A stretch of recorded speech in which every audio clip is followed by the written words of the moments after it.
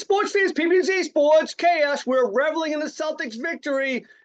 Quick little sidelight before we get into that and talk about Game 7 in the NHL. We lost one of the greatest baseball players ever this week.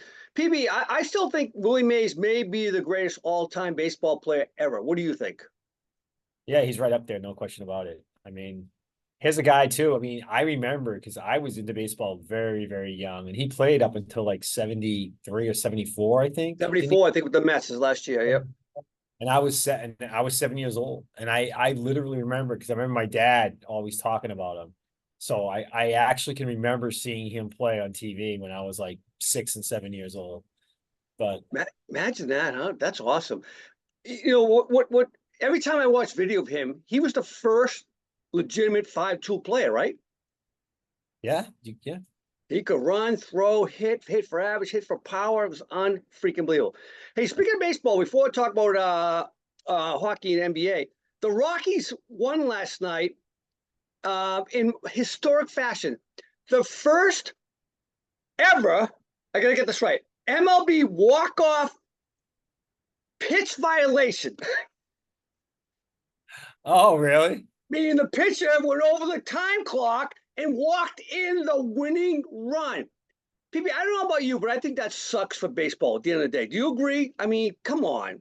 Yeah, You can have a little leniency in that particular case. Give it like 2 seconds or whatever. You can't let the winning run walk in without freaking throwing the ball, right?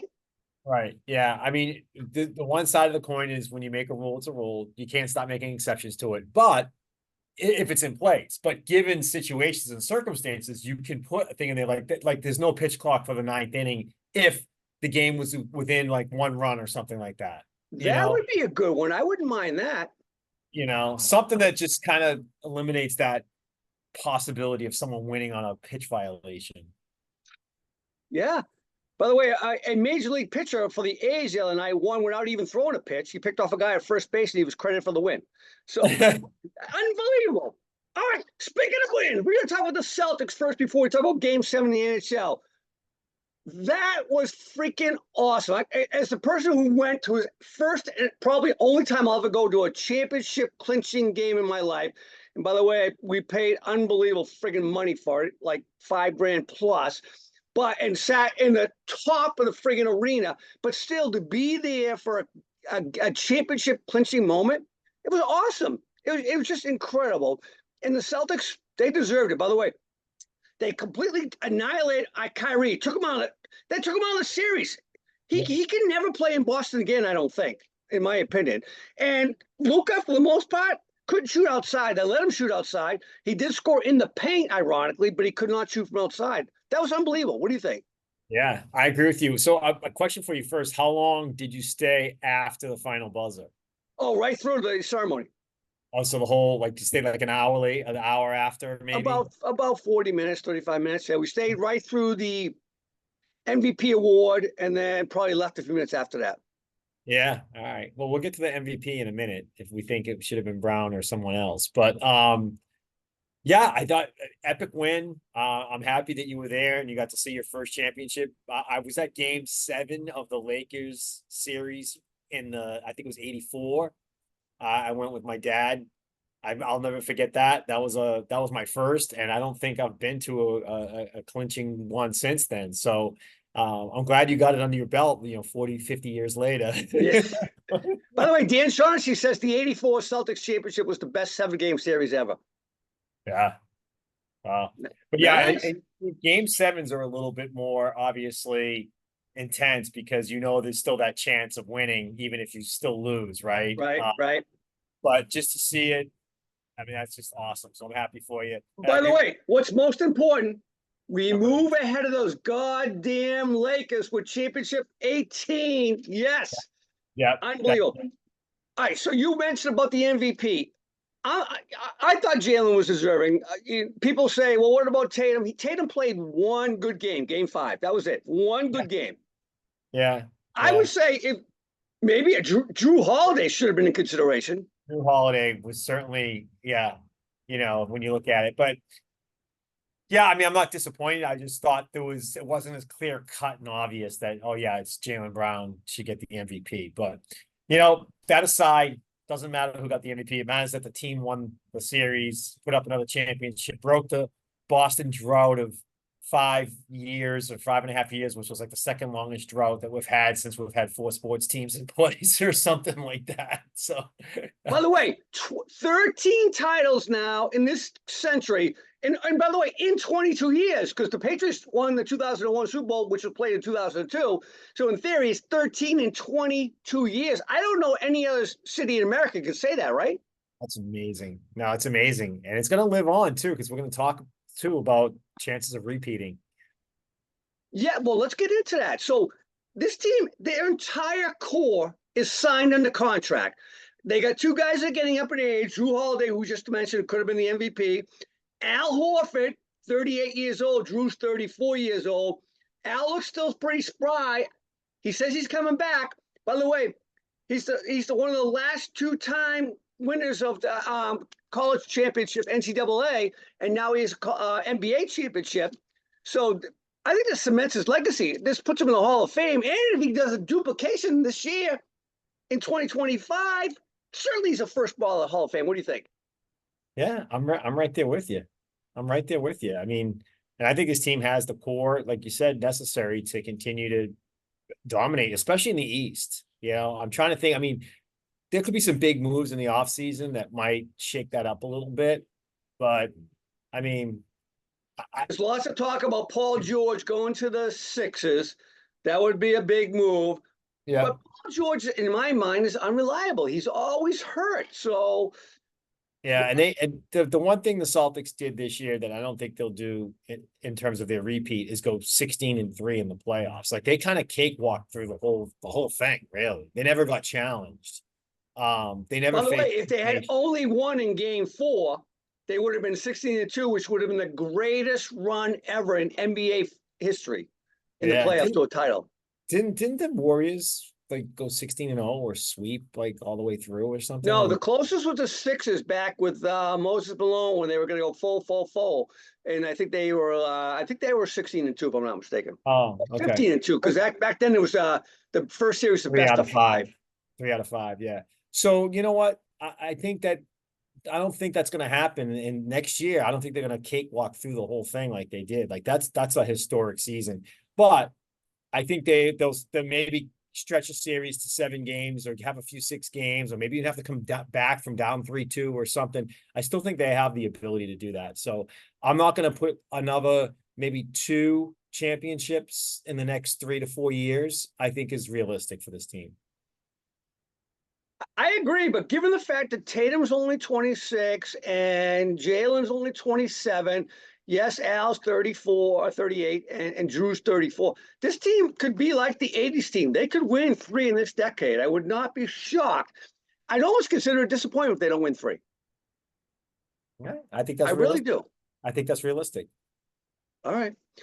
So let's talk about the NHL. And I'm shocked because you're not going to defend your Panthers right now. No, they're about to be the first team or the second team since the 42 Toronto Maple Leafs to go down. Be up 3-0 and lose the Stanley Cup. And your thought is what? Yeah, I mean, I don't like what I'm seeing. I'm not seeing a team that's confident. I'm not seeing a team that is resilient and can bounce back from certain things that happen in the game. I'm not seeing a team that's, from a coaching perspective, is making the adjustments necessary to win. I don't see a team that is Bobrovsky goaltending well right now, as well as he could or should be. And I'm not seeing the special teams, which is a huge strength of theirs, which is the ability to score on the power play, and they're not doing that. The ability to kill, and they're not killing, but when they are on a power play, they're giving up shorthanded goals like crazy. Like everything that can go wrong is going wrong for this team. They're not even close in these games. They're not scoring first. There's no momentum. All the momentum is on Edmonton's side. There's nothing in my mind right now that would give me any confidence or any ability to think that the Panthers can win this game. As a matter of fact, I might even go down to the casino and just throw some money on the Oilers tomorrow. I might as well. Like I feel that good. So are you finally seeing the light? What I told you about Paul Maurice? He's Nick Sirianni. He's Jason Kidd. He can win games in the regular season. He's not a championship coach. Same as Nick Sirianni. I know you hate him from the Eagles. And Jason Kidd, who talks a good game. But Paul Maurice is, I know he's the fourth winningest coach in the NHL history. Is that correct? That might be correct, yeah. He's not a championship coach. I'm sorry, but he cannot get the team over the hump. I'm with you. I don't see it happen. It's 20. Oilers are 20 goals, 5 against in the last 10 periods. This is Stanley Cup Finals, for crying out loud. That is horrendous. Yeah, yeah. And another interesting stat, the last time the Oilers lost 3 in a row, which was during the regular season at one point, they went on to win the next 16 games in a row. They tied an NHL record for the most consecutive wins after they lost. That's a good stat. And it happened here. They lost 3 in a row, and they've just been lights out since. So, PB, the one guy who when it was 3-0 for the Panthers, the one guy who maybe was getting his credibility shot was Connor McDavid. And then all of a sudden, he blew up, right? He showed us why he's considered the best player in the game, correct? Yeah, yeah. But that was what people expected out of him. I think another guy who stepped up here that people didn't have high expectations for, and he's kind of surprising us, and wouldn't be surprised if somehow he pulls off an MVP, or at least in the conversation, is Skinner, the goalie.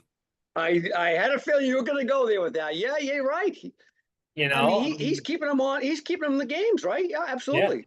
Yeah. So that to me is the big surprise, because everyone expected Connor McDavid to come out and light it up and score some goals and make some passes and just make plays happen. So yeah, I hope the Panthers win. It'd be nice to bring a championship down here. They've never won one. I'd love to go to the parade. I'd love to do all that kind of stuff. I'm a big hockey fan.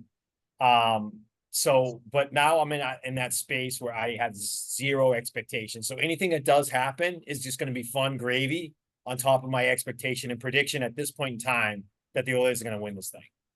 All right. Well, I got to stick with the Oilers because I picked them going into this thing. You picked the Panthers. I'm sticking with the Oilers. By the way, we were talking the last time we talked about would somebody sweep either the NHL or NBA, and here we are talking Game 7 all of a sudden, right? 1 week later, unfreaking believable. Yeah. And by the way, go ahead.